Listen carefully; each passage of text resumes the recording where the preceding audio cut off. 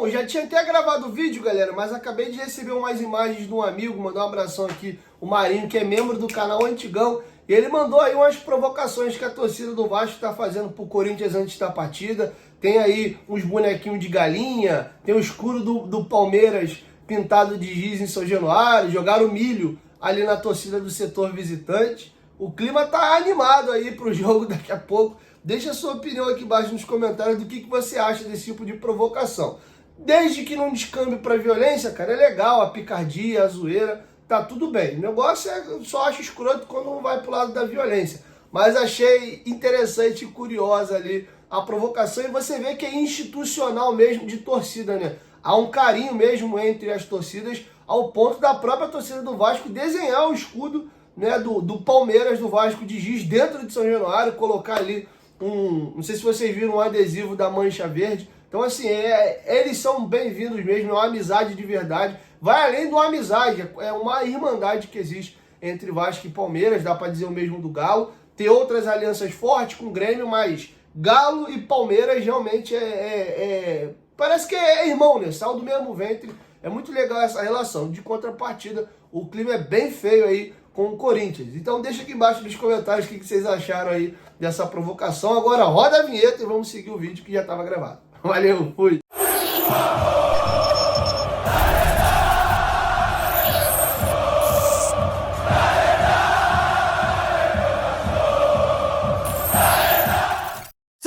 Canal Futebolaço, eu sou o Dieguinho. Bom, galera, tá entrando no ar a nossa segunda edição deste domingão, dia de jogo do Vascão da Gama, como sempre, com muita informação pra vocês. Já chega deixando o like no começo do vídeo, que ajuda bastante. Se for a sua primeira vez aqui no canal, seja muito bem-vindo à família Futebolaço. É um prazer poder produzir conteúdo pra você todos os dias. Se você quiser comprar camisas antigas do Vascão da Gama, entre em contato com a gente na lojinha do Futebolaço lá no Instagram. A gente envia para todo o Brasil, envia para os Estados Unidos também. E se você quiser vender uma camisa antiga sua que você não usa mais, engordou, emagreceu, precisa fazer um dinheirinho, tá comendo poeira aí, podendo ganhar destino a um outro vascaíno, entre em contato com a gente que a gente avalia a sua camisa. Lembrando, galera, só camisa original, beleza? Então é isso, vamos agora às informações, o link da lojinha do Futebolaço tá aí na descrição do vídeo. Dito isso, minha galera linda, minha galera boa, olha, a rodada é importante, o Vasco, a depender de como vai rolar esse domingo, ele pode entrar para a próxima rodada numa situação bacana e algo que já não acontece com o Vasco há um tempo, vocês vão entender. O Vasco tem um confronto direto hoje com o Corinthians, em caso de vitória, no mínimo a gente ganha uma posição, pula para 15º, podendo terminar a rodada em 14º. No mesmo horário, às 4 da tarde, a bola rola para Bahia e Santos, lá em Salvador. Se o Bahia vencer ou o jogo acabar empatado, o Vasco passa o Santos aí nos critérios de desempate, desde que a gente vença aí o Corinthians. E aí vai acontecer algo novo, que a tabela não nos permite há um bom tempo. O que, Dieguinho? O Vasco, caso vença o Sport fora de casa na próxima rodada, que é um jogo complicado, o Sport tem reagido, mas é um jogo que dá pra gente pensar assim nos 3 pontos. O Vasco pode, se terminar a rodada com 22, alcançar e ultrapassar o Grêmio e o Inter. Os dois já jogaram na rodada e tem 24. Então se o Vasco confirmar a vitória hoje, fica com 22 e vencendo na próxima rodada, ele salta a 25. Se os dois ali empatarem ou perderem, embola todo mundo ali com 25. Beleza? E ainda tem um detalhe, é porque o Galo ainda não jogou, mas o Galo joga fora de casa com o São Paulo. Se o São Paulo vencer o jogo dele, para a próxima rodada, contando com uma vitória hoje contra o Corinthians, o Vasco pode ganhar mais 3 posições, a do Grêmio, a do Inter e do Atlético Mineiro, podendo saltar até a 11ª colocação ou 12ª ali, se o Galo conseguir uma vitória hoje fora de casa, tá bom? Então a situação de tabela do Vasco, com a vitória hoje e se engatar mais uma vitória contra o Sport, ela melhora e clareia. Lembrando que já já a gente vai pegar aquela sequência ali chatinha com o Flamengo, o Palmeiras vai ter uns jogos um pouquinho complexos já mais à frente. Então, você tem que aproveitar esses jogos agora para fazer a nossa gordura. E outra situação que me chamou a atenção, vocês sabiam que o Vasco tem o 5º melhor ataque do Campeonato Brasileiro? O Vasco tem 25 gols marcados, a rodada está em curso, tem equipes que já jogaram, só tem ataque melhor que o Vasco no campeonato. O líder e o vice-líder, o Flamengo com 36, o Cruzeiro com 34. O Vasco fez mais gols que o Palmeiras, por exemplo, que é o terceiro colocado. O Palmeiras tem 24 gols no campeonato, o Vasco tem 25. O Vasco tem a mesma quantidade de gols que o Bahia, que é o quarto colocado, 25. Tem um a menos que o Bragantino, que é o quinto colocado, com 26. Tem mais gols que o Botafogo, que é o sexto, com 23. Tem menos gols que o Mirassol, com 29, que é o sétimo. Daí para baixo, só o Fluminense tem a mesma quantidade de gols que o Vasco, que também tem 25. O São Paulo tem 24, o Ceará tem 19, o Atlético Mineiro tem 20, o Inter tem 23, o Grêmio tem 19, o Corinthians tem 19, o Santos tem 20, o Vitória tem 18, o Juventude tem 17, o Fortaleza 19 e o Sport tem 12 gols.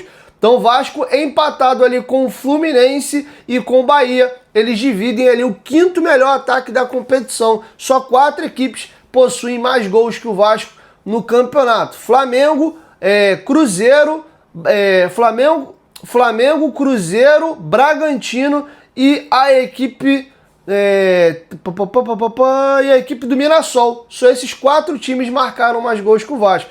A gente precisa acertar a defesa. A defesa do Vasco, não deu uma somada aqui, tomou 26 gols.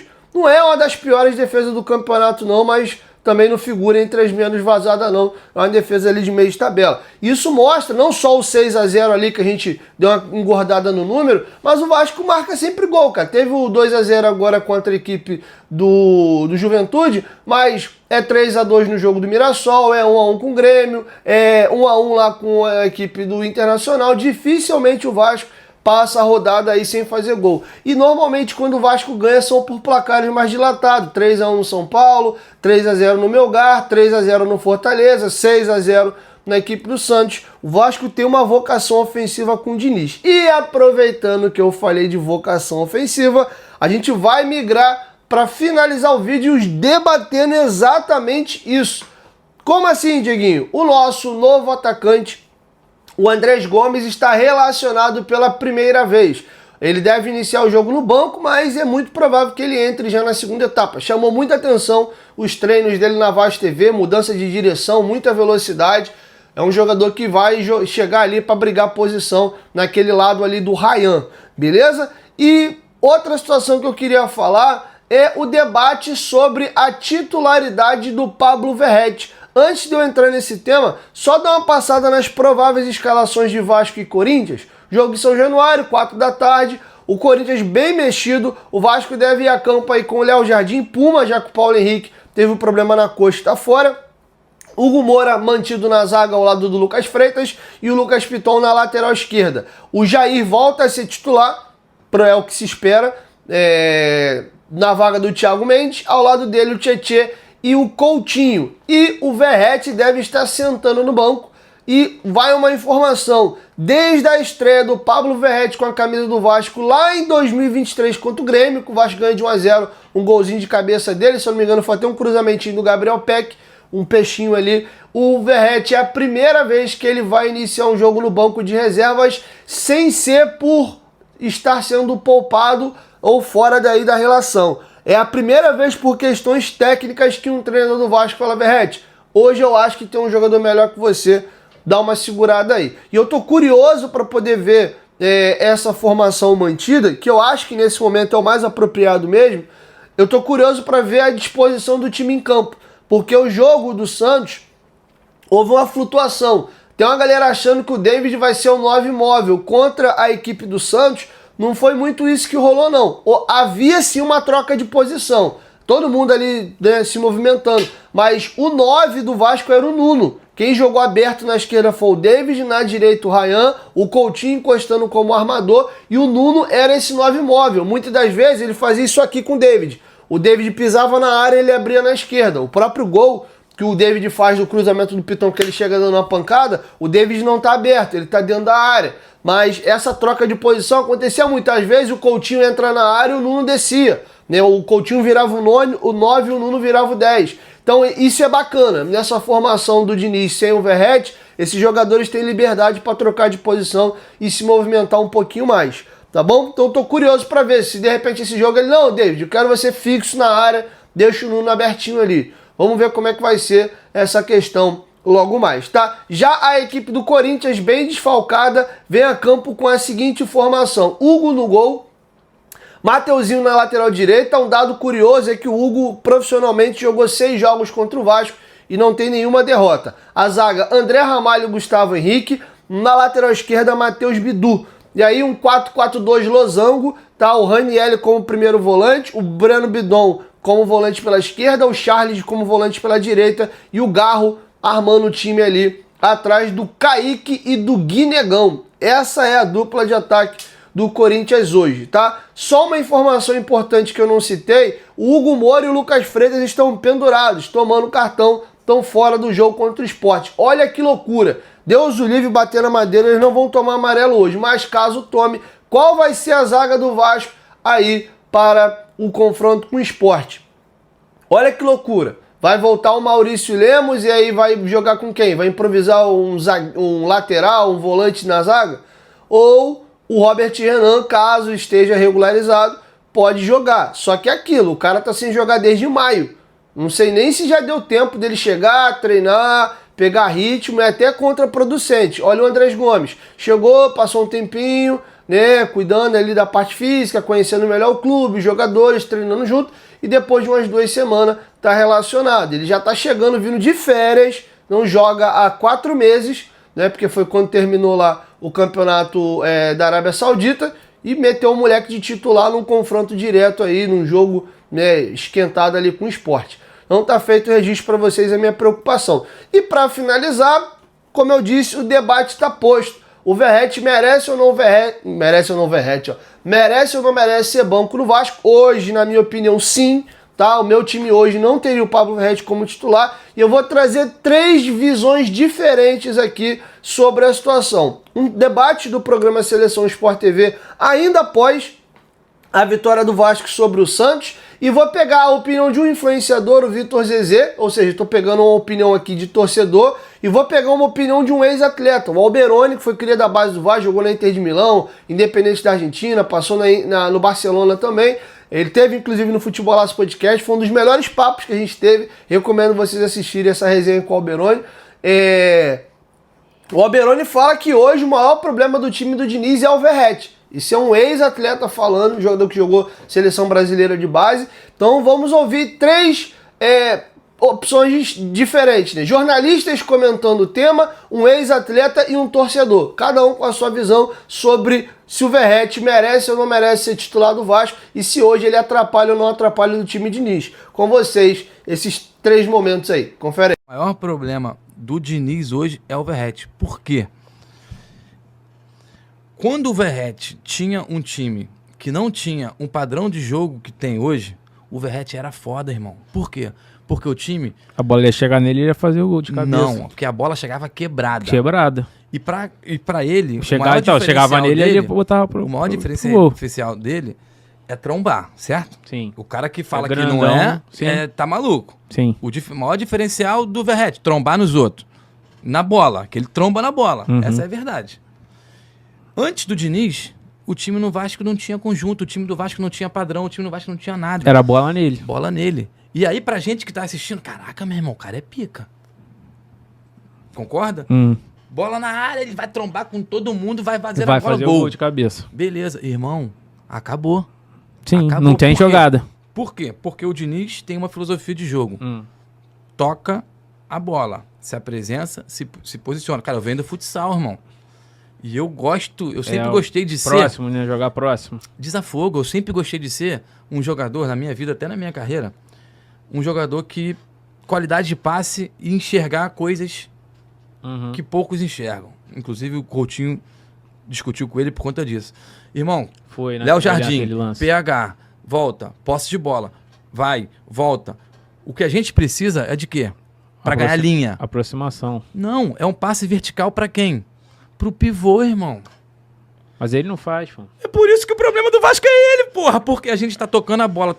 Aí o Coutinho já olhou aqui, ele já tem que estar aqui, ó.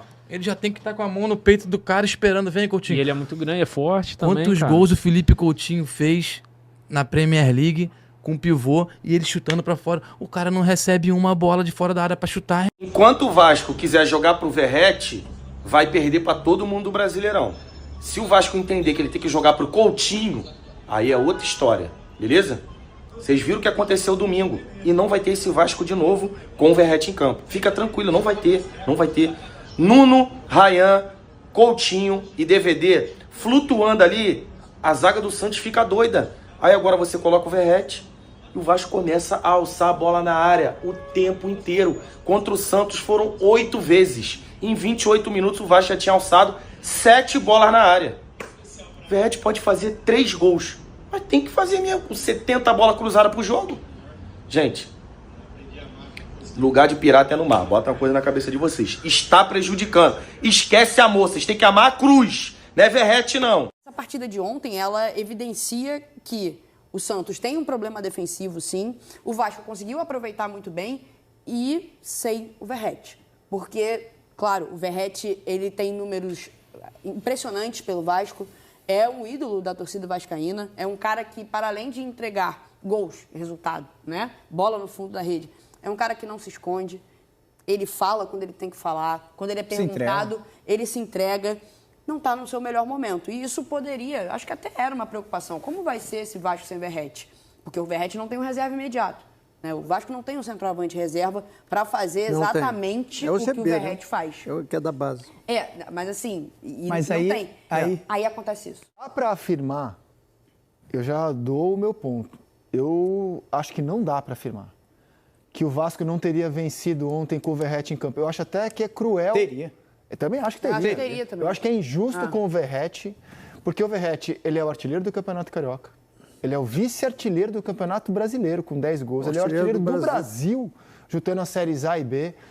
Por que a gente vai afirmar que o Vasco não teria feito 6-0 com o Verratti em campo? E é o líder do time. É o segundo sul-americano no mundo, tirando o extraterrestre, que é o Lionel Messi, que tem mais gols no ele é melhor de cabeça, com os pés ele não é tão bom.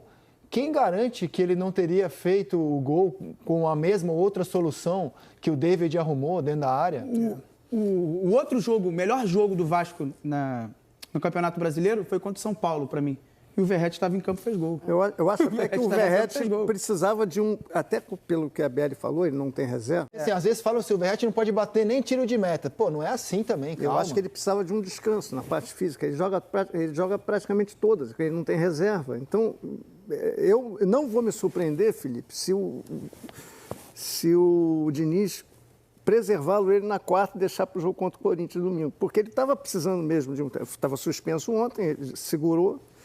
Eu talvez segurasse ele mais um jogo para ele recuperar fisicamente. Eu acho que ele vai para o jogo por inteiro. Mas, enfim, se ele tiver inteiro, beleza. Eu acho que ele tem que ser titular, sim. Mas eu acho que o Vasco ganha muito alternativa. defendido pelo Diniz. Sim. Né? Porque assim, o Diniz ele tem esse mérito, cara. O Diniz não solta a mão de atleta dele. Não solta. Não solta a mão de atleta dele.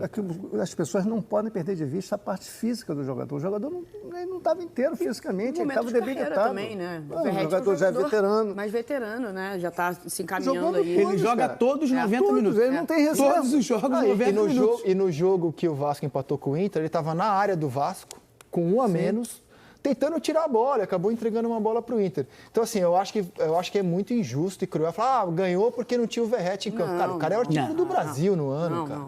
Assim, o Vasco arrumou uma alternativa ao Verratti. É isso aí. Ótimo, todo ganhou time precisa ter. Mesmo sem o Verratti em campo, né? Acho que o ajuste... Exatamente, acho que essa é a manchete. Seja esse, né? Eu acho que essa é a manchete correta. Mesmo sem o Verratti, né, que tem números assombrosos, conseguiu vencer. Agora, o Verratti passa por uma mudança também de posicionamento muito grande desde a saída do Carille para a chegada do Diniz. Né? Ele era muito utilizado onde ele é rei, para definir. Né? Exatamente, ele é o definidor, ele é o jogador de um toque só na bola, muitos cruzamentos, a dobradinha Piton-Verratti funcionando muito bem ainda no comando do Carille, e com o Fernando Diniz, o Verratti ganha uma outra função ali que também é uma função defensiva. E ele é um cara que talvez não consiga manter esses 90 minutos de pressão, de correr para um lado, de correr para o outro na fase defensiva, e para além disso, por conta dessa idade mais avançada, é um cara mais veterano, ele ainda vai ter que correr para definir lá na frente. Algo que com o Carille ele não precisava fazer tanto. Então, talvez até mesmo essa queda de números, de rendimento do Verratti com o Diniz, ela pode se dever por causa disso. A questão de cansaço, uma questão de idade, uma questão de ajuste de posicionamento. Agora, É bom o Vasco ter uma alternativa ao Verratti. Eu acho que a resposta foi dada ontem. Não significa dizer que o Vasco vai ganhar todos de 6-0, não é nada disso. Mas o Vasco sabe jogar sem o Verratti. E isso é muito importante para uma equipe que está brigando em duas frentes, Copa do Brasil e Campeonato Brasileiro. Bom, galera, é isso. Assim eu fecho com vocês a nossa segunda edição. Logo mais a partida eu venho com o nosso pós-jogo. Espero eu feliz, animado, empolgado com uma vitória do Vasco. Eu acho que nós temos boas possibilidades sim de vencer o jogo hoje. Confesso que mais me preocupa a camisa do Corinthians do que propriamente o nível da qualidade do adversário. Porque o Vasco é incrível a dificuldade que ele tem de ganhar do Corinthians. Eu vi um levantamento ontem dos últimos 41 jogos entre Vasco e Corinthians, o Vasco ganhou 4. Olha que loucura. Lembrando que de 2010 até ano passado o Vasco não tinha ganho nenhum. O ano passado, com o gol do Piton e o gol de falta do Sforza, o Vasco jogou aquele tabu por terra e venceu o jogo por 2-0, beleza? Então é isso, galera. Assim eu fecho com vocês a nossa segunda edição. Quem sabe está sendo posta uma nova realidade, né? Virar frequente de novo, a gente voltar a ganhar do Corinthians. Eu lembro, só para não passar batido aqui, que o Vasco passou um período assim com o São Paulo. São Paulo que é dito freguesão do Vasco, o Vasco vira e mexe ganhando no Morumbi, ganha título em cima deles e tal. O Vasco passou um período que nem em São Januário a gente ganhava do São Paulo. Período ali do Luiz Fabiano, um pouco mais pra frente. Isso foi ser quebrado, se eu não me engano, ali em 2017, 18. Aí de lá pra cá a gente voltou a ganhar do São Paulo em casa. Porque chegou um período que a gente não ganhava nem no Rio, nem fora. Fora ficou um tempo, né? A gente desde 2012 não ganhava do São Paulo lá. Aí a gente ganhou esse ano aí com aquela atuação de gala aí no 3-1 no último jogo antes da pausa da Copa. Então, de repente, vai ser uma realidade nova. O Vasco voltar a vencer o Corinthians com frequência. Ganhou ano passado, ganha esse ano, e de repente fica um duelo caseiro. Fica com dificuldade de ganhar em Itaquera, mas ganha em São Januário. Tomara, porque é feio demais, cara. A gente tem que começar a jogar esses tabu por terra aí. O Vasco, porra, é freguesão da galera do G12, ou tem sido nos últimos anos. Vamos lá, e vambora. Tamo junto, saudações vascaínas e até nosso pós-jogo mais tarde. Tamo junto, valeu, fui. Lojinha do Futebolaço, hein?